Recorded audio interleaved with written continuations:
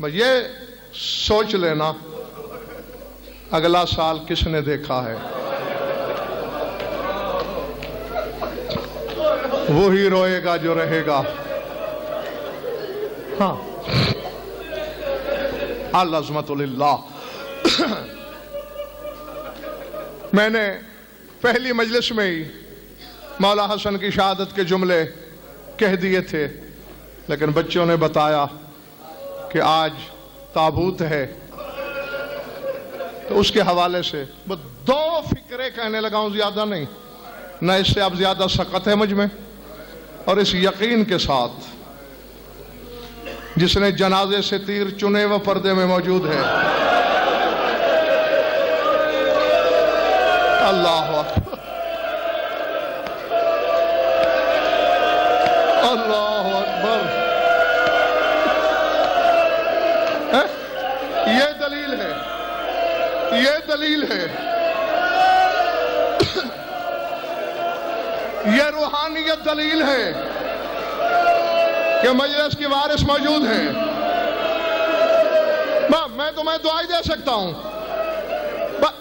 ایک فکرہ کہہ دیا میں نے، ایک جملہ سنو، میں جانے لگا ہوں، تصور میں لاؤ، زہر مل چکا ہے حسن کو۔ پڑھنے والے بتاتے ہیں کہ قاسم کو بھیجا گیا پھوپھی کو اطلاع دے۔ میں بصد احترام گزارش کرتا ہوں، میں نے یہ روایت کہیں نہیں دیکھی، میں نے نہیں پڑھی کہ قاسم کو بھیجا گیا ہو، اور ویسے بھی حسن مر رہا ہو اور زینب کو خبر ہی نہ ہو۔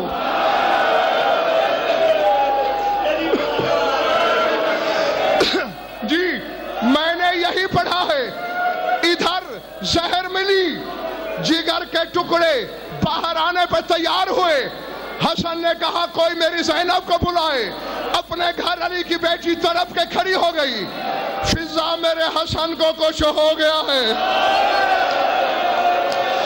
فضا میرا دل کہہ رہا ہے۔ اللہ اکبر، اللہ اکبر۔ جملہ فکرہ مجھ سے سن لو، پھر شبیہ بھی ہے، رات بھی ہے، کرتے رہنا ماتم اور روتے رہنا۔ دوڑی علی کی بیٹی، یہی تمہارا امتحان ہے ہر سوگوار کا۔ حسن نے پوری طاقت سے دبایا ہوا ہے سینے کو کہ زینب کے آنے سے پہلے ٹکڑے باہر نہ گریں۔ تمہیں پڑھنے والے یہ تو بتا دیتے ہیں کہ بی بی نے تشت میں ٹکڑے سنبھالے، یہ ٹھیک ہے، میں تردید نہیں کرتا، تشت میں سنبھالے ضرور، لیکن بعد میں اللہ اکبر۔ اب یہی تیرا امتحان ہے، حسن نے دبایا ہوا ہے سینے کو، نہیں اجازت دے رہا، لیکن بس دروازے میں زینب نے قدم رکھا،